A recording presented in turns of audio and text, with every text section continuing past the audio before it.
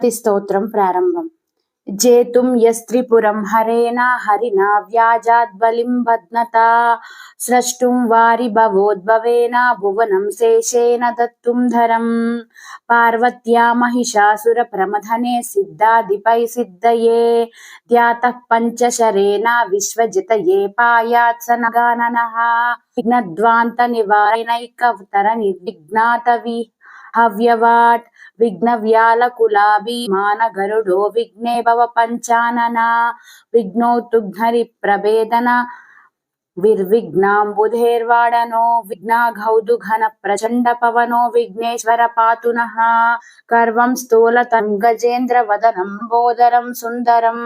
प्रस्यन्दन्मदगन्धलुब्धमद्भव्यालोलगण्डस्थलं दन्ताघात विदारितारिरुधिरै सिन्दूर शोभाकर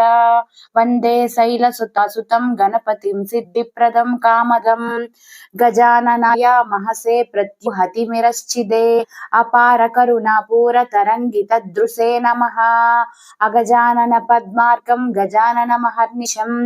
अनेकदन्तं भक्तानामेकदन्तमुपास्महे श्वेतांगं श्वेतवस्त्रं कुसुमगणैः पूजितं श्वेतगन्धैः क्षीराब्धौ रत्नदीपैः स्वर्णरतिलकं रत्नसिंहासनस्थं दोर्भिपाशाङ्कुशाब्जाभयवरमसं चन्द्रमौलिं नेत्रं द्वयश्चान्तद्यमीरं गणपतिममलं श्रीसमेतं प्रसन्नम्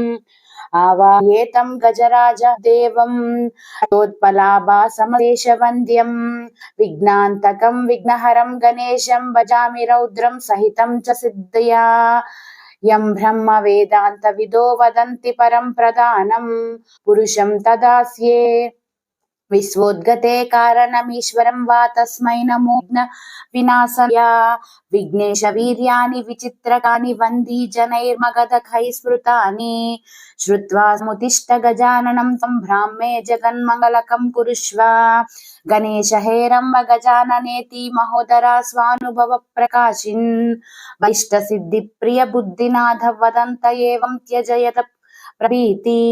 अनेक विघ्नान्तक वक्रतुण्ड स्वसंज्ञवासिं च चतुर्भुजेति कवीश देवान्तक नासकारिन् वदन्त एवं त्यजत प्रभीति अनंत चिद्रूपमयं गणेशं ह्यभेदा भेदादि विहीनमाद्यं हृदि प्रकाशस्य दं स्वदिस्तं तमेकदन्तं शरणं व्रजामा विश्वाभूतं हृदि योगिनं वै प्रत्यक्षरूपेण विभान्तमेकं सदा निरासमाधिगम्यं तमेकदन्तं शरणं व्रजामा यदि वीर्येण समर्थभूता माया तया संरचितं च विश्वं नागात्मकं ह्यात्मतया प्रतीतं तमेकदन्तं शरणं व्रजामा सर्वान्तरे संस्थितमेकमूढं यदाज्ञया सर्वमिदं विभाति अनन्तरूपं हृदि बोधकं वै तमेकदन्तं शरणं व्रजामा यं योगिनो योगबलेन साध्यं कुर्वन्ति तं कः स्तवसेन नौति अतः प्रणामेन सुस्थितोऽस्तु तमेकदन्तं शरणं व्रजामा देवेन्द्रमौलिमन्दार मकरन्दक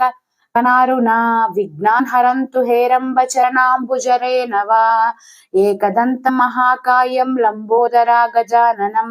विघ्ननाशकं देवं हेरम्बं प्रणमाम्यहम् यदक्षरपदभ्रष्टं मात्राहीनं च यद्भवेत् तत्सर्वं क्षम्यतां देव प्रसीद परमेश्वर इति श्रीगणपतिस्तोत्रं सम्पूर्णम्।